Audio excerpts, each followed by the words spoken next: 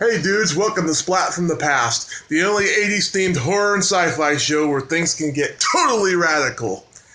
Now today, I have a very special guest. But first, let's take a trip down memory lane, shall we?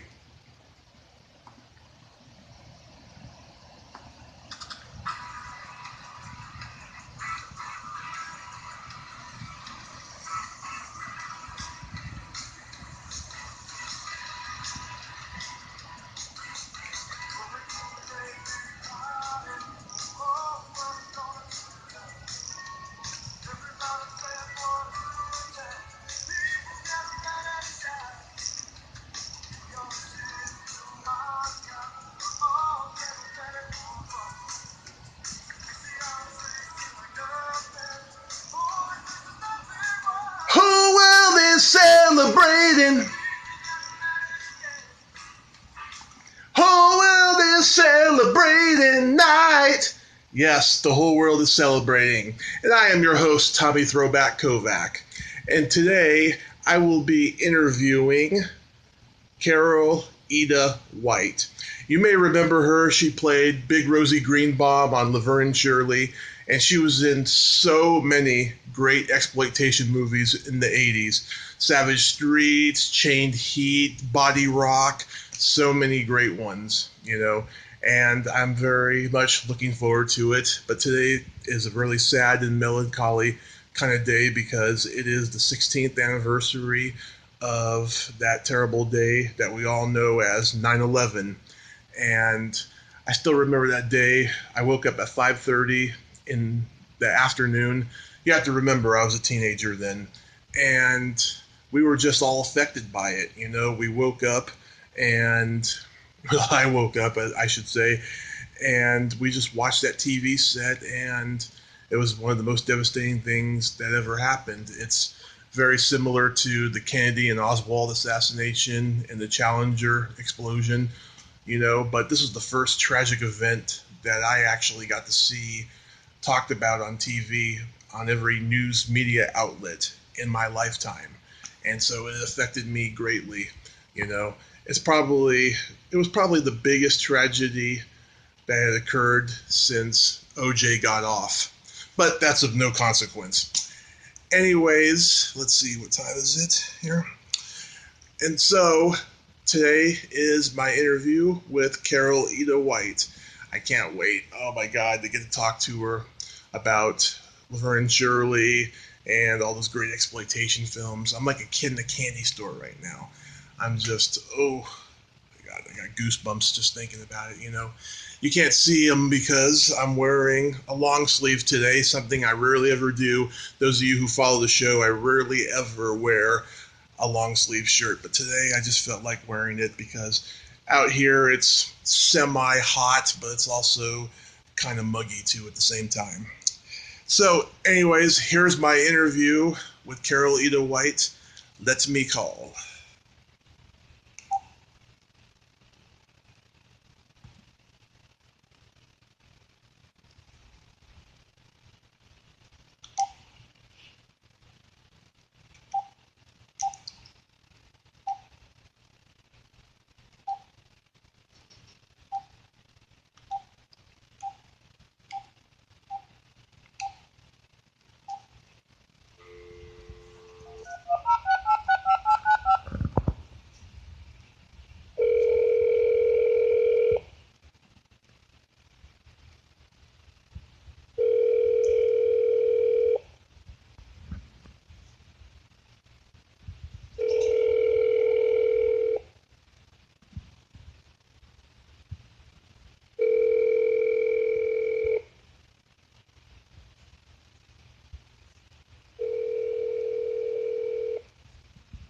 Hey, thanks for calling. Leave your name and number. I'll try to call you back as soon as Awkward. I can. Thank you. Hold on one second. Hey, Carole, it's Tommy. We are live on the air. Please give me a call back. All right, talk to you in a bit. Bye. Yeah, that was quite awkward. That has never happened to me ever before.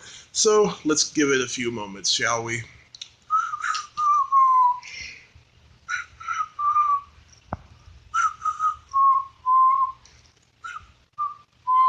Do, do, do, do, do, do, do.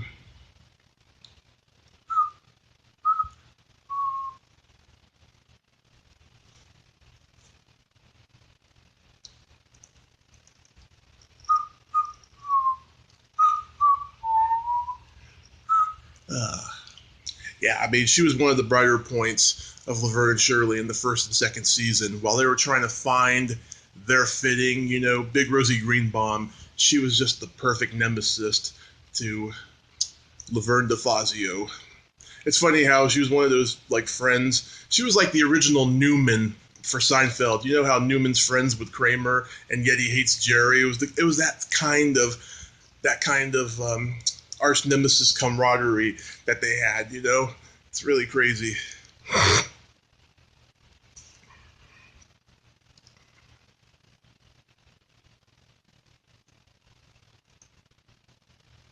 Let me write her a message here.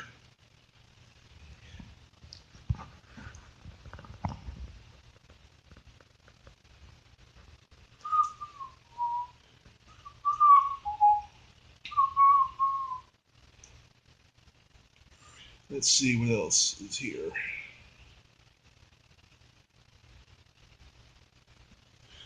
I am so sorry, this has never happened before.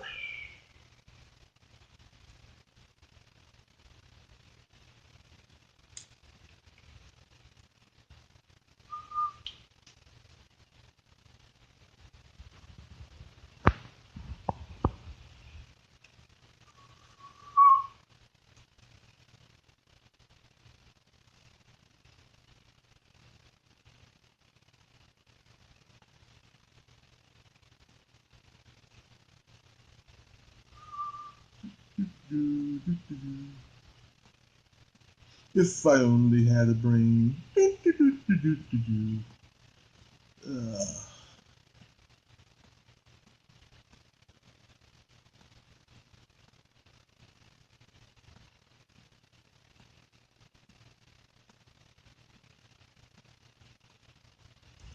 Let me call again.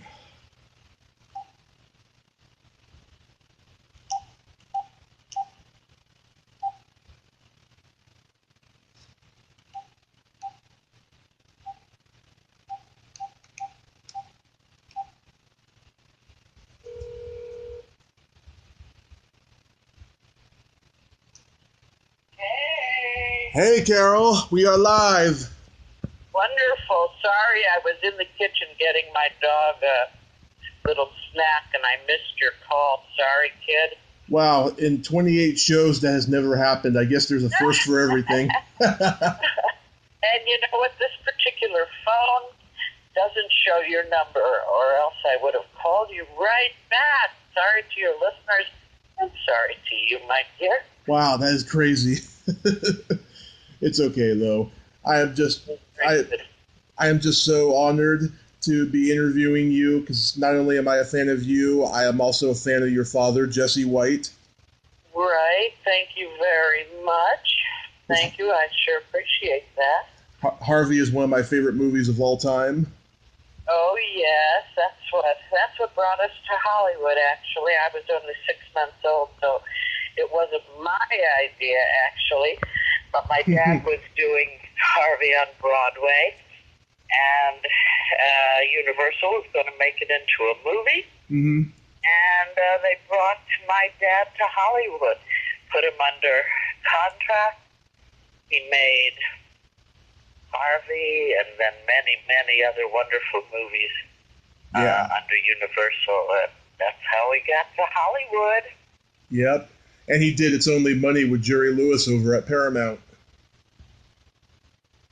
Exactly right. I think he did a couple of movies with Jerry. I could be wrong. I think It's Only Money was a movie where he and Francine York, who played his girlfriend in that movie, she just passed away, they had the longest screen kiss in film history in that movie. Of course, it was a very silly, funny movie, but it was a very long screen kiss. So, yeah. So, how are you today? What's up in your neck of the woods? Oh, nothing. We have hot weather, but it's also a little muggy over here.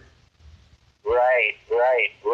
Boy, I sure, my heart goes out to all these terrible, the victims of this terrible flooding everywhere on the East Coast and the islands. I send them all my prayers for their safety and healing.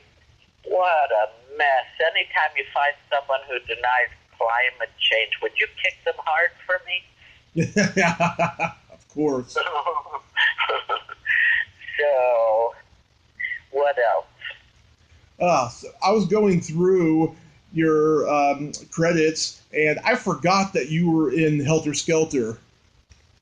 Oh yeah, that was a scary venture, to tell you the truth.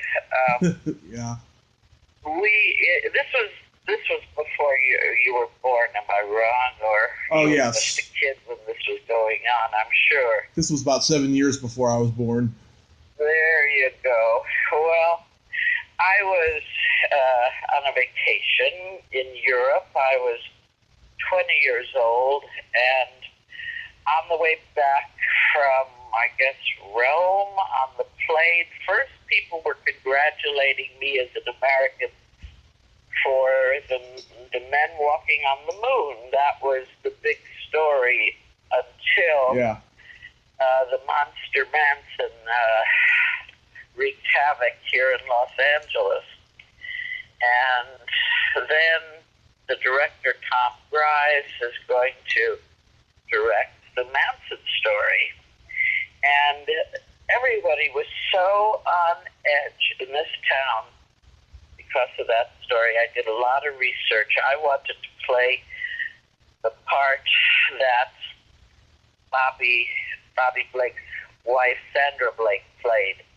It was the part I wanted, and I did a lot of research. She played the role of the woman that Susan Atkins confesses to in jail. And she's trying to get the message out to, I don't know, Yossi, any of the authorities, that she has heard what really happened at the Sharon Tate house. Anyway, that's the role I wanted. I ended up getting a smaller role in the movie, but which was fine. But we shot the film, my scenes, down at Sybil Brand Reformatory, which is a real women's jail in Los Angeles. And we would be shooting, and then a bell would ring, and we would have to stop. And the real prisoners would walk through, and these were some really tough-looking women, and there, but for the grace of God go I. Their circumstances were not blessed like mine were growing up in Beverly Hills, and people have very sad stories to tell. We weren't allowed to ask them any questions. We just had to be respectful as they walked through, but we actually shot in the jail, at the real jail, and it was kind of hair-raising. And then, they caught Manson and their gang, and, they've been in prison for all these years. And anyway, so that was that movie. Yeah, it's a really good one, too. I like George DeCenzo's performance, and Steve Railsback, who I'm actually going to meet next weekend at Son of Monsterpalooza convention in Burbank. Oh, wonderful. Yeah, boy. Two great actors, George DeCenzo and Steve Railsback, both really amazing actors. Yes. Yeah. So you go to these Monsterpaloozas, huh? Oh, I love it. I just love it. Yeah, they're fun, all right. They're fun, all right. At the Monsterpaloozas, you'd see people coming in, masks and gory makeup. It's really fun. Oh yeah, and actors who are not even there to sign autographs. They're just there hanging out. It's amazing. Right. Yeah. Oh, tell me where you are again. Where is your base that you do your podcast from? At the moment, Are you in Los Angeles? No, I'm in Redding, California. Okay. That's up north. Redlands? Redding. Oh, Redding. I've passed through Redding on my way to southern Florida, southern Oregon, where my boyfriend lives. And I drive through Redding and often stop there for gas and a meal. So I know Redding. It's a nice city. It's nice. It's really hot down here. My mom and I just moved here earlier this year. We're both from San Francisco. She got a job out here, but her job is kind of winding down. We're trying to move out to LA because I'm in show business and all. Right, this is the place you gotta be. Yep. And there are a lot of opportunities for you to do your comedy, and if you want to be an actor, this is the place. Yep. Any chance I get, I go to Los Angeles, I'll tell you, because I just have so much fun out there. It's the one place in the world where I feel like I belong. Right. Well, you have the temperament of an artist. You're an artist. So This is the place you need to be, surrounded by artists and people who are like you, let's say. Yes, absolutely. Yeah. So let me tell you, I've been a huge fan of Laverne Shirley since I was about 4 years old. It's my favorite sitcom of all time. Oh, wonderful. And the chemistry between Penny and Cindy, it's just so unparalleled. And you yourself was awesome as the wisecracking Big Rosie Greenbaum. Thank you, sir. We sure had a lot of fun. It was as fun as it looked. Honestly, David Lander and Michael McKeon and the wonderful, wonderful Phil Foster and Betty Garrett and Eddie Mecca. Pardon me. It was like a real family. It was a real family, and there were so many laughs. It was the kind of job where you're just laughing all the time because the girls were so funny and the material was so funny. Gary Marshall and his staff of writers, they were really the tops in the business. And it was just a lot of laughter all the time, and boy, you can't get enough of that in life, right? Absolutely. How did you get the role?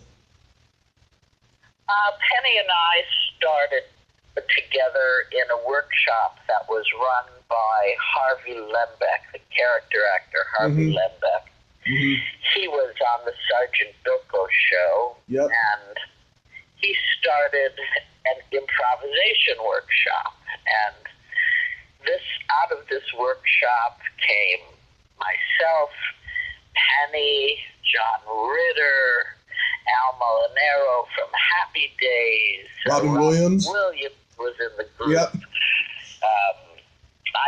It was just jam-packed with young, funny people who came together every Monday night and did improvisation. I'm just thinking of more. Bill Christopher, who played Father Mulcahy on The Mass Show. I could go on and on and on. But we were a very, very funny group. And Penny was in the group, and I was in the group. And that's where Gary Marshall first became aware of me. And my very, very first job was a TV movie called Evil Roy Slade. Oh, I love that movie. Starring Mickey Rooney, Milton Berle, John Ashton, I could go on. Edie Adams. Dick Shawn was in the movie. It was a Western. Directed by Jerry Paris. Go ahead. Directed by Jerry Paris. Directed by Jerry Paris, who was part of that same clan. And it was created and produced by Gary Marshall and his partner at the time, Jerry Belson. They also wrote for the Dick Van Dyke Show, and they created the Odd Couple show, the TV show, after Neil Simon's wonderful play, The Odd Couple. Yep. Anyway, so they did one of the first movies for television called it was like a movie of the week, and it was called Evil Roy Slade. And I played the homely girl in bank. John Aston comes in, he's robbing the bank. He kisses all the pretty young girls in the bank. Yeah. He comes to me, he takes me in his arms, he takes a look, changes his mind, puts his mask up, doesn't kiss me. But this was Penny's first movie. Jerry Belson's sister, Monica Johnson, a great writer. She was in the movie as an actress. Gary's sister, Penny, this was her first job, too. Mm-hmm. And so that's how I became part of that group. Then Gary used me a few times on the Odd Couple show. That time I was also doing a number of Love American styles. And so I worked on the Paramount block. Then Laverne and Shirley come on mid-season, and I go in an audition for Tough Girl in Pool Hall. And, who else was on that first episode? Mark Harmon delivered flowers. Oh, yeah. And each was the wonderful actor Robert Hayes, who also was in I think it was Albert Brooks in Lost in America, but Robert Hayes, I was in it. And my tough girl in the pool hall gets into a kind of a brawl with Penny, and the producers liked it. They liked Penny having someone to spar with besides Shirley, so she and Shirley could kind of partner up against the enemy. And so that's how, when in the fall season, after that first half season, I was brought back as Big Rosie Greenbaum, Bimbo with the Bucks. Yeah, I actually met Robert Hayes last year at Monsterpalooza, and very, very nice man. I wanted to ask him so many questions, but he kept asking me questions. Well, actors are curious, so he's really a lovely guy, and I sure enjoyed working with him. Yeah, I wanted to bring up that my great uncle was a cinematographer on the short-lived TV version of Starman, but I didn't get to. Well, so you have connections to the industry in your blood. Oh yeah. So, a lot of famous people are from San Mateo, where I'm from. Very cool, very cool. Well, really sounds like your destiny is to come down to Hollywood and give it a shot. Mm-hmm. My teacher says to me that dreams do not have an expiration date. Oh my God! So, I heard you mention that quote in an interview that I was listening to prepare for this, and I actually put it on my Facebook status, and it got a lot of quotes. Okay. Or a lot of likes, I mean. I have to check that out. But that's what me as an artist is telling you as an artist. Mm-hmm. It's could be your time to come down here and give it your all, and do the kind of work you're cut out to do. Because I've watched your videos on YouTube and really enjoyed you. You're very funny. Aww. You have a wonderful presence, and I'm one of your fans and supporters. Oh, thank you, Carole. That means so much to me. That really does. Well, it's my pleasure. It's kind of a tough town, and I feel it's really, really important to give another artist a helping hand up whenever possible. And a lot of times that includes supporting and encouraging their work. And I want you to know that I really enjoy your work. Thanks. I'm going to cry after this. So what else would you like to know, my dear? Well, let's see. Before we move along, I wanted to bring up about a month ago I interviewed Penny's daughter, Tracy. Oh, yes. Love her. Known her since she was a little girl. Yeah, she's very funny, like her mother, I have to say. Yes. She's a beautiful soul. I adore her. As I do Penny. I just love Penny. Penny is one of the truly brilliant comedy minds and talents of our day. Oh, she's the queen of comedy as far as I'm concerned. That's it. And I told Tracy, there's a particular line that Penny said in an episode that I've been quoting for over 20 years, and it always gets a laugh.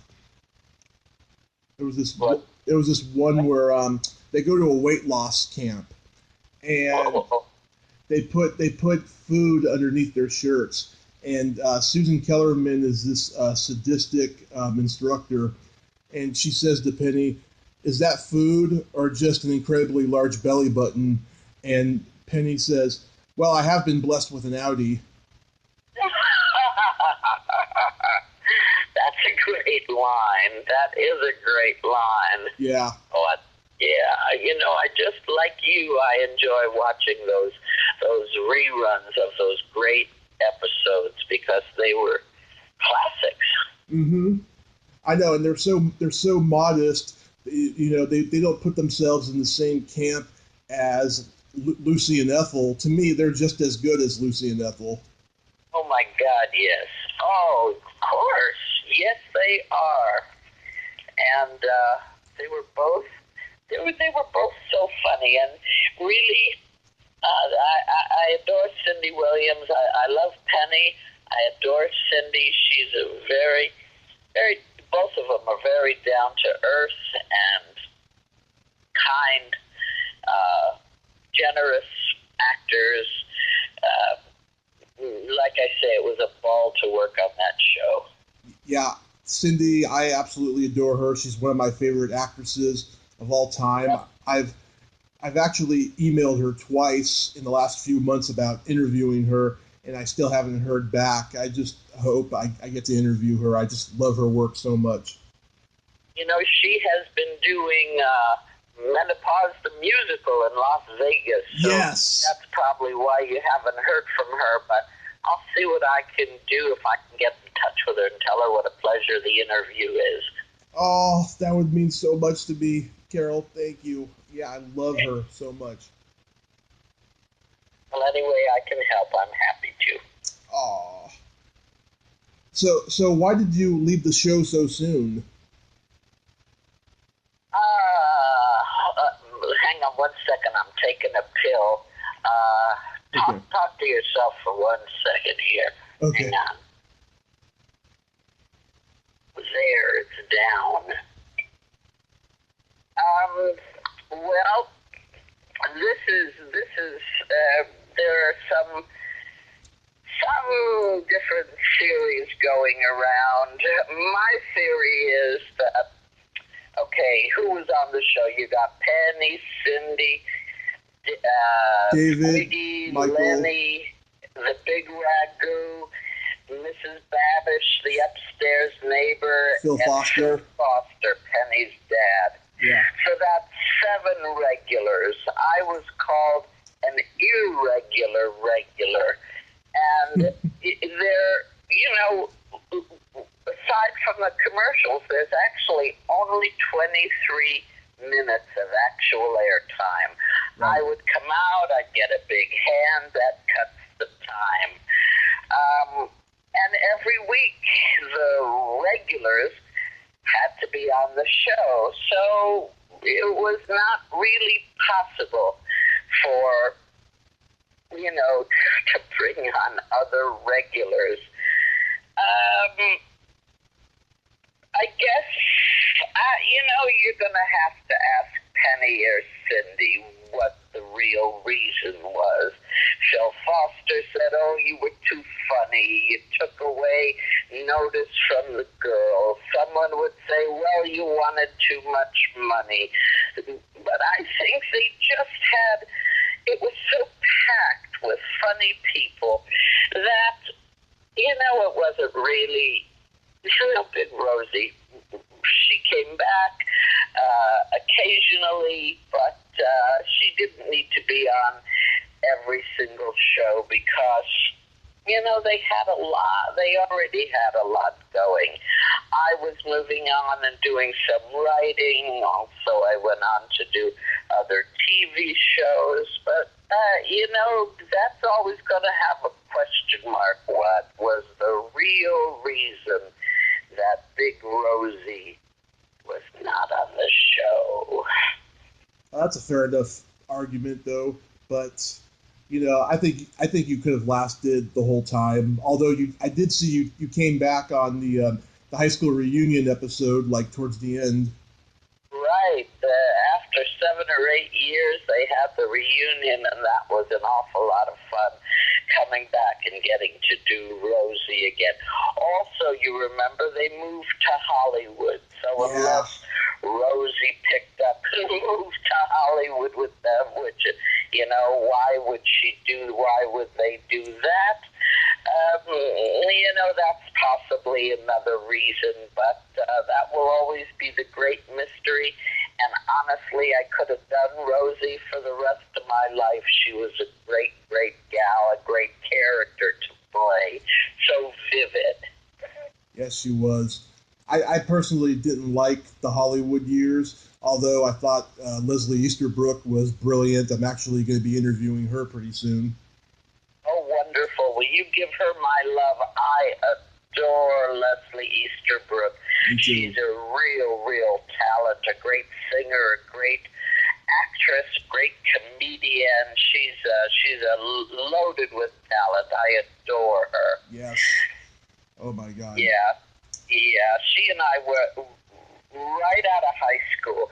My very first theatrical job, Leslie Easterbrook was in it, and that's where I first met Leslie, and she's such a great comedian as well. And she was in, those Police Academy movies. Yep. And she's just great too. Absolutely. And then you went on to be in some of the best exploitation movies of the 80s, starting with the notorious classic Chained Heat. Oh, my God. Boy, you've done your research. That's right. I did those movies, Chained Heat. Now, was Linda Blair in that one? Yeah. Yeah, Linda Blair and Sybil Danning. I worked with Sybil Danning and wonderful. I try to think of this wonderful African American actress, Tamara Dobson, I think was her name. Ella Stevens they were in these movies. I like to call them ingenues behind bars because they would populate these movies with the most gorgeous extras. And I don't know, in those days, there would always be the obligatory naked shower scene. Of course, I was never in those, thank goodness, for the audience. But I think that the raunchiest thing that I did was in one of them where they wanted to put an African-American girl in one of the cells, and my famous line, "We don't want no black pussy in this cell." Yes. And then I ended up getting mine. I think a girl comes, I'm sitting on the john smoking a joint, reading a lingerie catalog, and a girl comes to stall next to me with a big meat hook and hooks my neck under, pulls my neck up and kills me, and they have a shot of all my blood drained out on the floor, and I'm just, laying there. They were fun to do. And, my father used to say I would take him to, see some of the screenings of some of these movies before Mm-hmm. they'd come out, and I'd just shake my head. He'd look at me and say, "Carol, actors have to work. We have to pay our mortgage and our rent, and, they can't all be on with the wind, Yeah, that's funny. And then you did Joy of Sex, which last week I interviewed Lisa Langlaws, and I told her, I learned some very vital sex information from her on this movie. She has this line, I bet he can find your G-spot. When I was 15 or 16 when I saw this movie, I didn't even know what a G-spot was, and I learned it from her.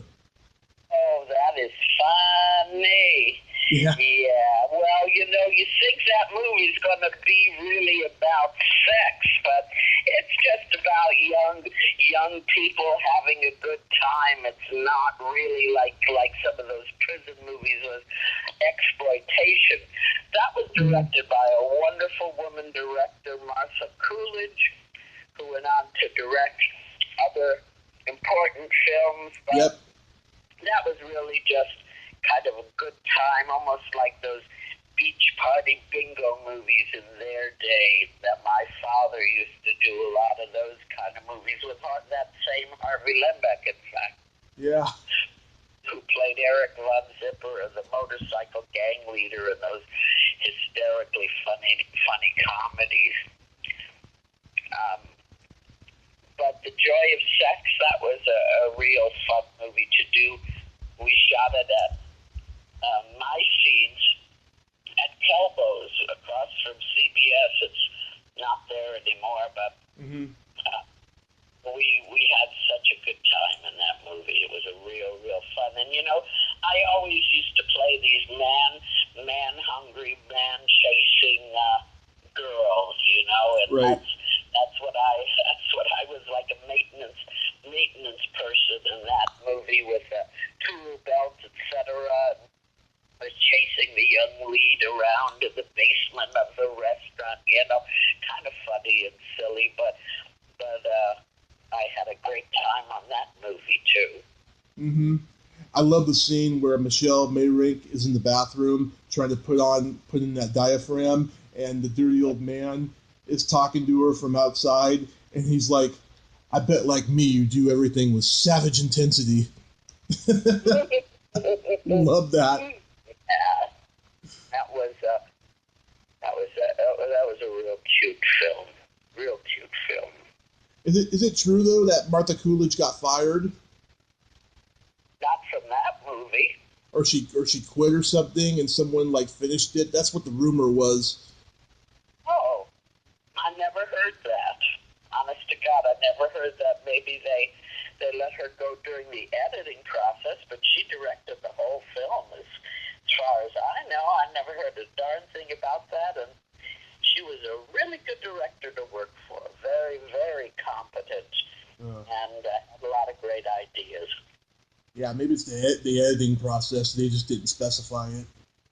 Yeah, that happens a lot. Even with huge directors, the money people say, "No, we want it cut this way. No, we want it cut that way." Of course. And sometimes, the director says, this is just not for me, and they part ways during the editing process.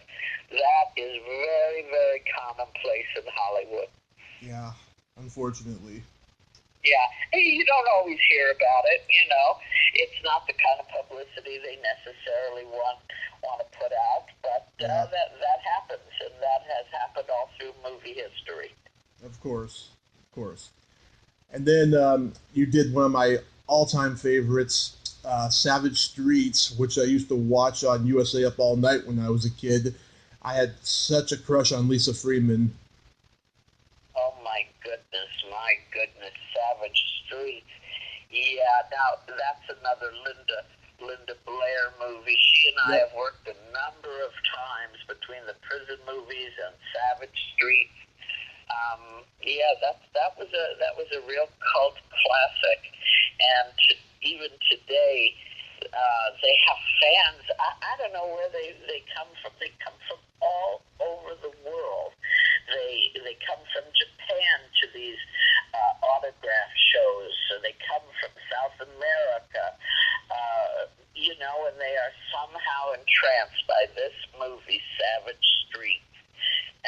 we're always bombarded with fans for autographs from that movie. I'm always so surprised.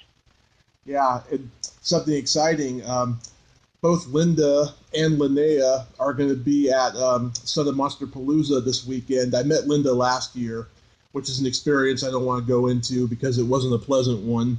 But Linnea, I interviewed her earlier this summer, and she's going to interview me for her documentary she's making. Oh, that's exciting. Yeah. That's very exciting. Yeah, well, I do see her at those autograph shows.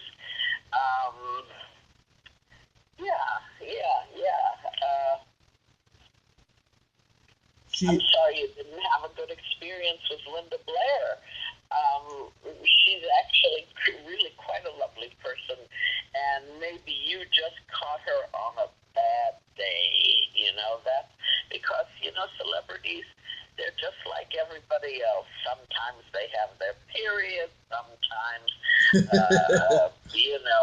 have a bunion that hurts, sometimes they're in a fight with their boyfriend. You never know when you're going to approach them and they're going to turn around and snap or tell you to, bug off or whatever. I don't know what the circumstances were, but she does an awful lot for rescuing animals. Yeah. And she's actually quite a caring and loving person, too. So hopefully you can work it out with her and, really get a good interview. Mm-hmm. Absolutely. Yeah. Linnea, I'm so looking forward to it because she is so great in this movie playing the deaf mute sister, because when you see her, you just want to hug her, and I feel bad every time when I watch the scene where she gets attacked. Oh, yeah. That was really powerful. She did such a great job. Mm-hmm. Yeah. She doesn't get a lot of credit, because she does all these like silly, campy horror movies where she's usually naked and doing silly things, working with chainsaws and stuff. Oh my God! But like my father said, actors have to work, and if she can't work on NCIS Miami, then she's going to do whatever else can pay her rent, buy her a new wardrobe, keep her looking fabulous. We actors have to work, and somehow, if the part isn't written by the greatest writers, or we make the most of the characters we're cast in, and we do the best we can. And the same teacher would say to me, "Do your best, forget the rest." Absolutely. And that's my philosophy. They all can't be Godfather 1 and 2. That some of them are going to be Chained Heat, or The Joy of Sex, or Savage Streets. Again, not the greatest fiction of all time, but we actors have to work. Hi diddly dee, an actor's life for me. That's a very good philosophy to live by. You're very smart, Carole. Thank you, honey. That's what I've had to. Again, my father, he created a good. I follow his teachings. He taught me, no matter what's going on a set, you always be polite and nice and let them say, "Oh, that Carole Ita White, she's a nice girl. We've got to have her back," because there can be a lot of dynamics, a lot of trouble and fireworks on a set. And he said, "You just always be, you do your job, you thank them, and you go on home, and tend to your garden or whatever else brings you pleasure." So my dad was a pro up until the very end of his life. He said, "Carole, call everybody you've ever worked for. See if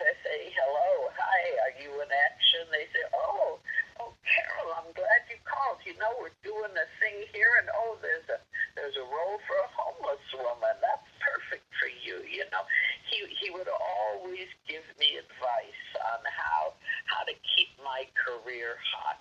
And I sure miss him, and I miss his wisdom. Oh, yes, absolutely. That is really great because there's so many stories about kids from Hollywood offspring that didn't have as good as a life as you did. Right. I consider myself to be really lucky, and I think one of the reasons is that my father wouldn't let me near professional show business as a child. He just wanted me to be a normal kid because he could see the pressure that TV children were under. You see Yeah. kids in commercials, you see kids on everything these days, and what people don't my child is so clever, he'd be so great in TV and movies. But the thing is, children are people. They have bad days. And unfortunately, when you're in show business and you're doing a commercial for McDonald's, the sponsor, the ad agency, they're all looking at their watches because in show business, time is money. Right. If a kid's having a hard day, had a bad day in school, has a stomach ache, that kid has to perform anyway. And so it's really hard on children. And some people are lucky. You look at Ronnie Howard. That's an example of a child actor that has had a golden career and hasn't had the problems that unfortunately some child actors have had. But they have problems when they grow up. A lot of them, the kids that work when they're really young. That's true. That's true. Yeah. So what else, my dear? What else? I'm looking forward to you showing up at my doorstep or saying, I'm ready. Where do I go first? Because I think that you have the bug. You want to be an actor too, besides doing that funny stand-up you do? Oh yeah, and I also write screenplays. In fact, I just wrote what I think is a horror masterpiece. Wonderful. Well, a lot of times I recommend to young writers like yourself, join a good acting class. The best acting classes I've been in have working directors, working writers, working actors. So you're writing a horror film, you've got a scene, put it up in the acting class. See what it sounds like with real actors saying the lines. See where you need to adjust this, adjust that. I was in a great class with one of my mentors, Milton Kitselis, wonderful director and teacher. And in the class was Joel Schumacher, who worked with my teacher. He directed, oh my God, so many great films. But he saw me in that class, and he put me in the film Falling Down that starred Michael Douglas and Barbara Hershey and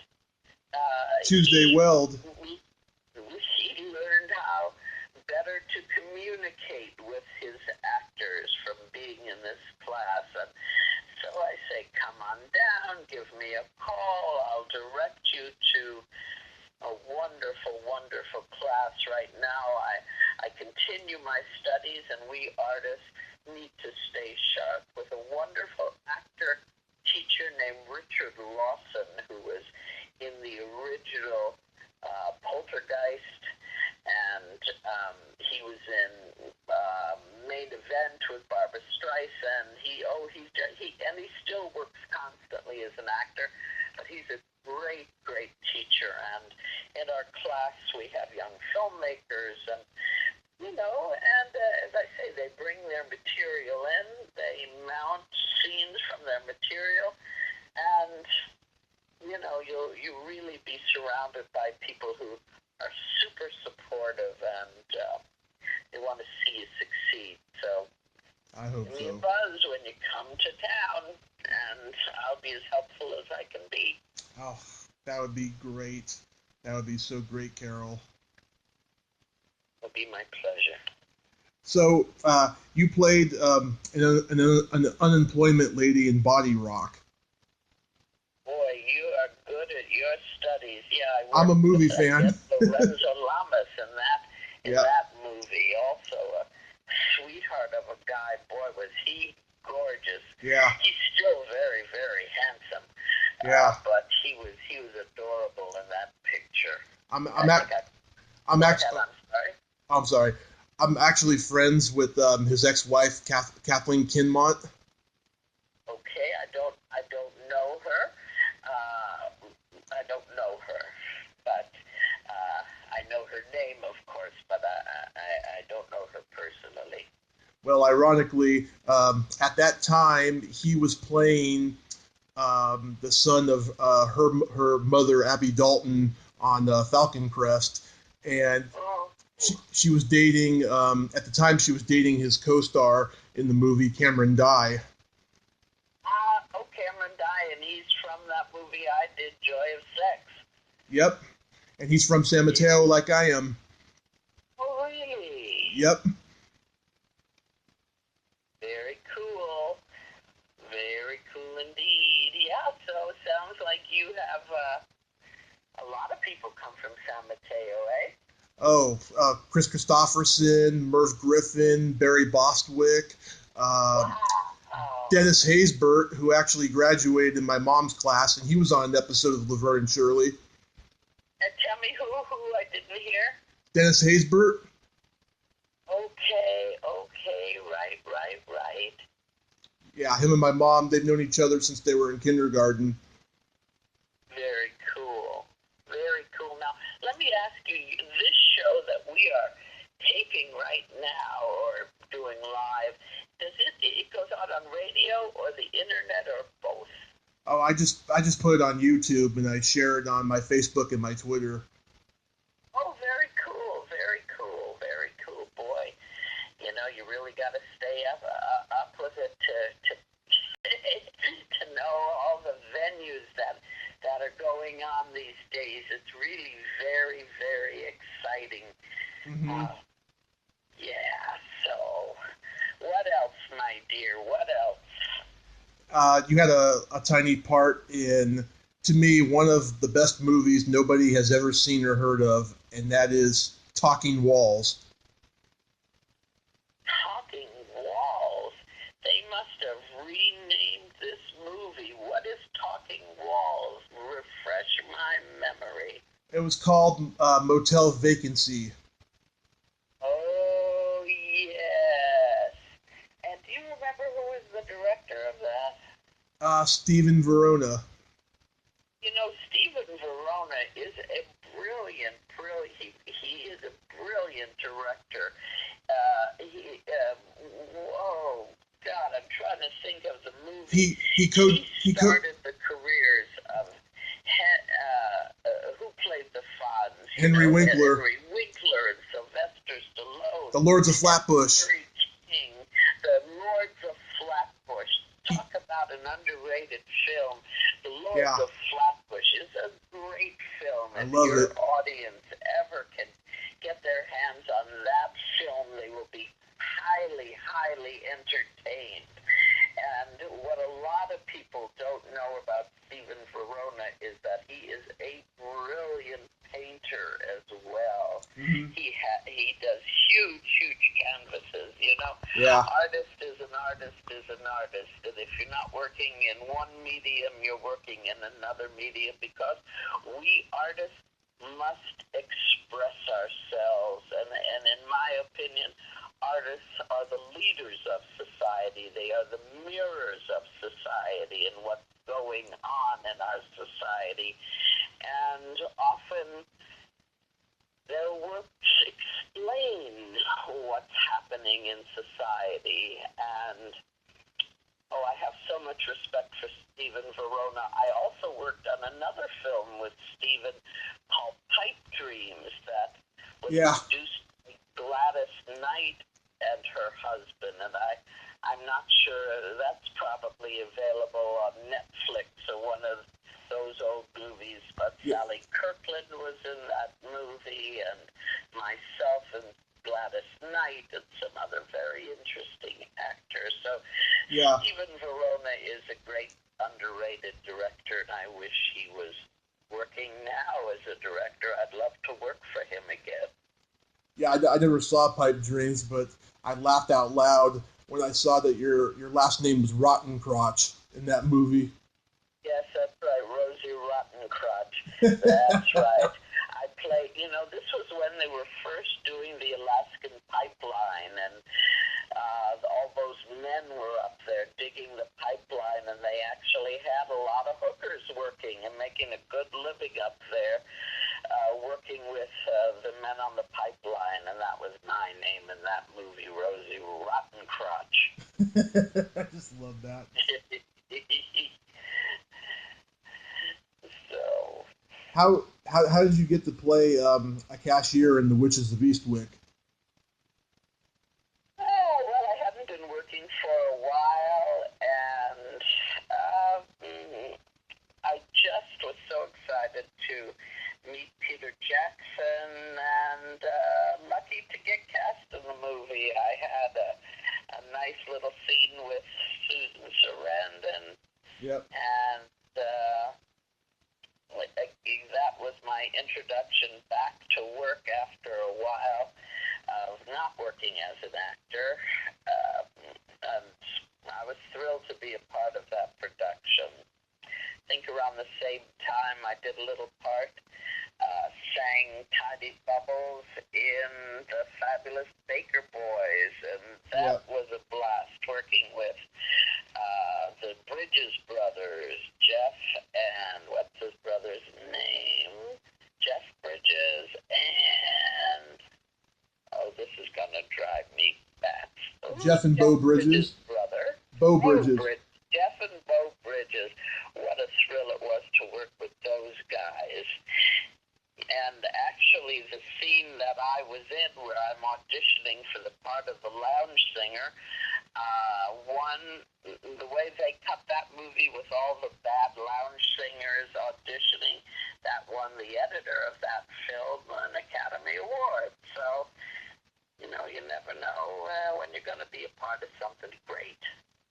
Yeah, that's a good movie. I haven't seen it in a long time. Right.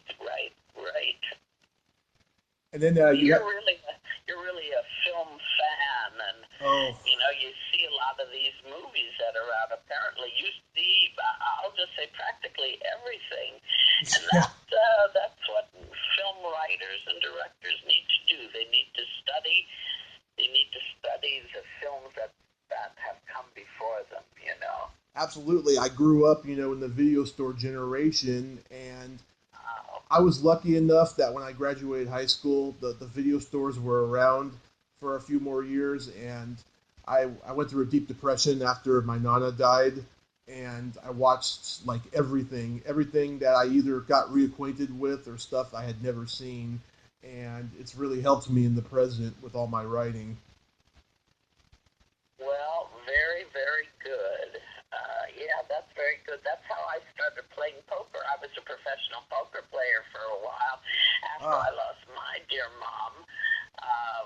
I did nothing but watch TV like you, and I started to watch celebrity poker, and I'd see actors I'd worked with, and I said, gee, that looks like fun.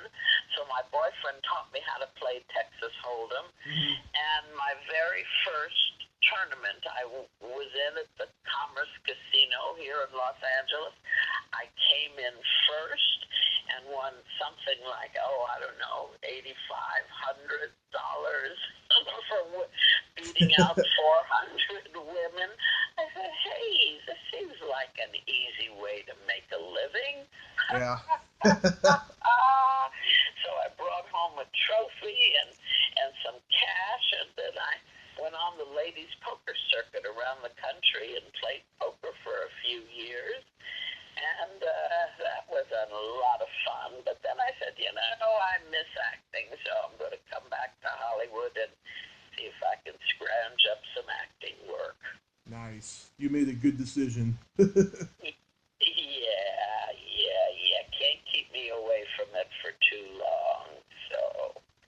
So last movie, you did a small part in The Wrong Guys. Okay, The Wrong Guys. Now, was that Louis Anderson and all Yep, those all the stand-up comedians comics. in that movie? Yeah, all the stand-up That, comics. oh my God, Louis Anderson, Richard Belzer, um, Richard Lewis. God, that was so much fun. Talk about fun. Yeah, I think I was, I don't know, was I Gretchen Dumbunski in that movie Yeah, or something like that? Was something like my name. yeah, And that was a hard shoot. We worked all night long, and we were supposed to be in a steam room. Boy, that was that.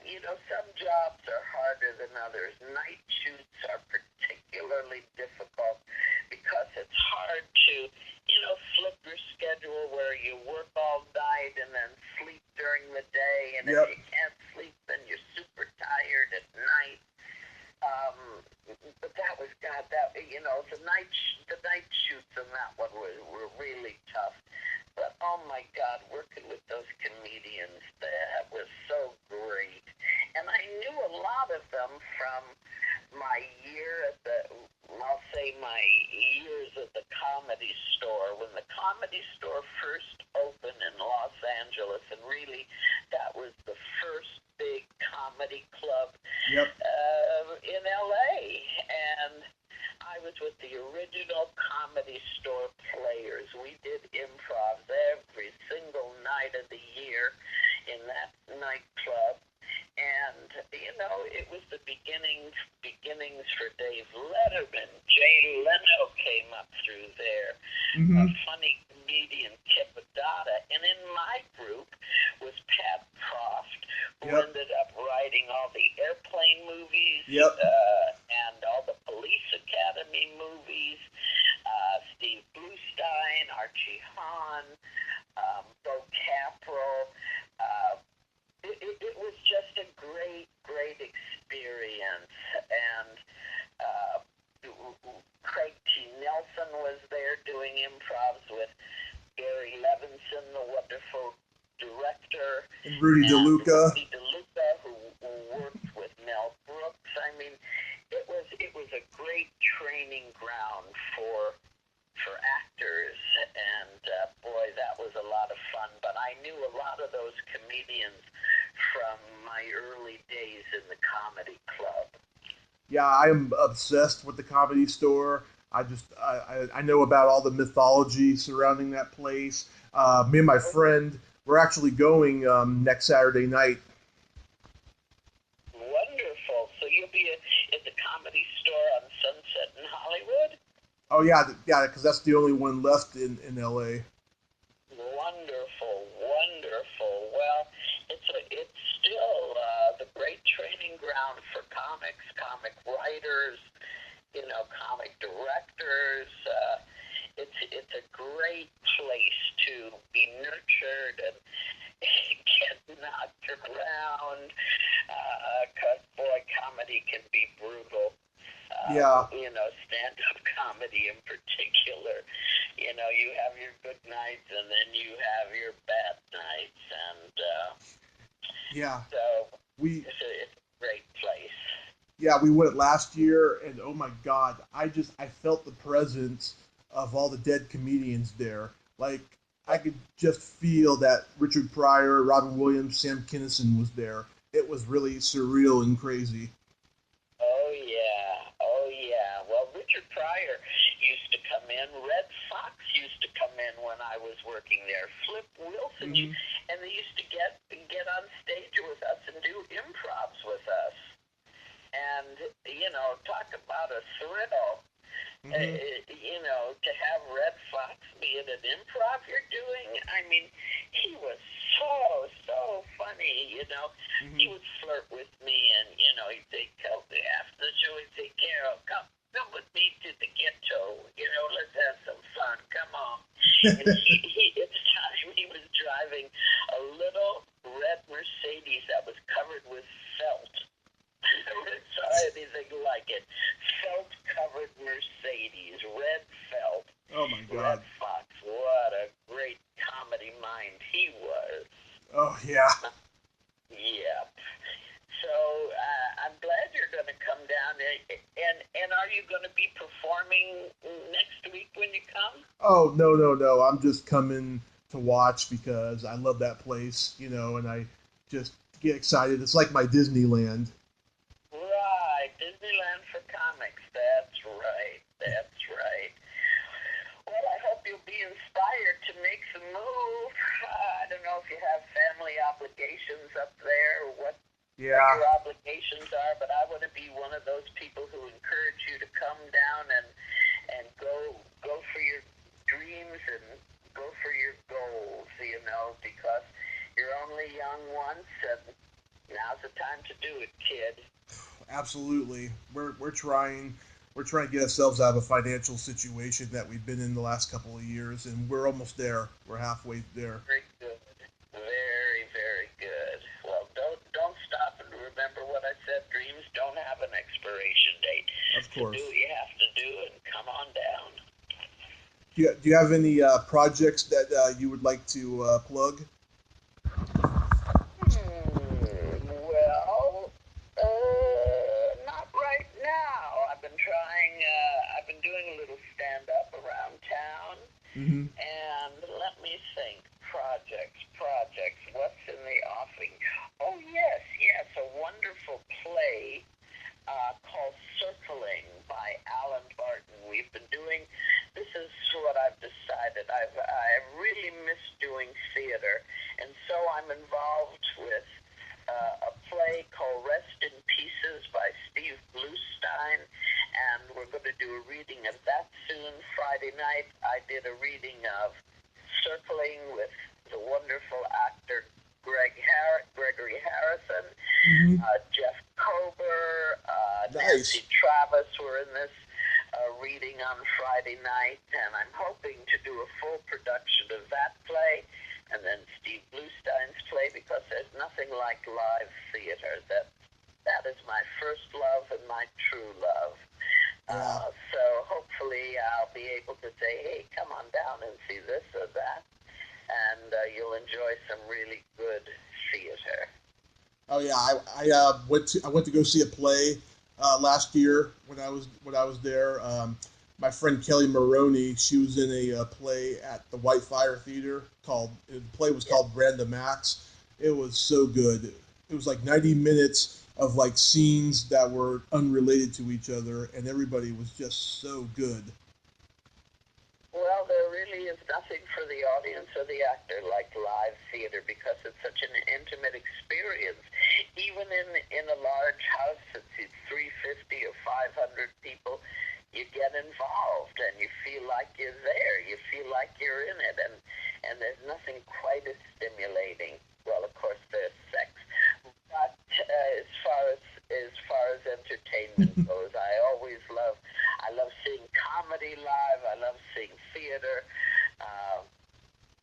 There's really nothing quite as exciting and stimulating as seeing live performance.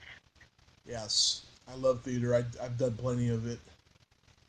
Wonderful. Well, you're going to have a wonderful home here in Los Angeles when you come down. There's plenty to do, plenty to get involved with, and you'll find a producer for your film, and I'm excited for you. Oh, thank you so much. I'm gonna ask you something on Facebook after this interview, because I don't want to ask it right now. But, all right. But I'm going to wrap this up, though. I thank you so much, Carole, for taking the time today. This was a lot of fun. Thank you for having me on your podcast. And again, I wish you all the success in the world. You're a sweetheart, and you're a very talented guy. And thank you for including me in your world. Likewise, Carole. Likewise. Thank you. Have a wonderful day, and remember, dreams don't have an expiration date, kid. They sure don't. Milk does, though. Have a wonderful day. Bye-bye now. You too. Bye-bye. So there you have it. Carole Ita White. Ain't she a sweetheart? Thank you so much, Carole. I truly appreciate it so much. All the kind words you gave to me. You're my new aunt. You're my Aunt Carole. Thank you so much. Wow, I have never blushed like this before. In 28 shows, I have never blushed before. So if you like this video, please subscribe to my YouTube channel and friend me on Facebook, follow me on Facebook, and follow me on Twitter. Well, that's all the time we have this week on Splat from the Past. Until next time, this is Tommy Throwback Kovac saying, there's no shame in living in the past because the present sucks. Later, dudes.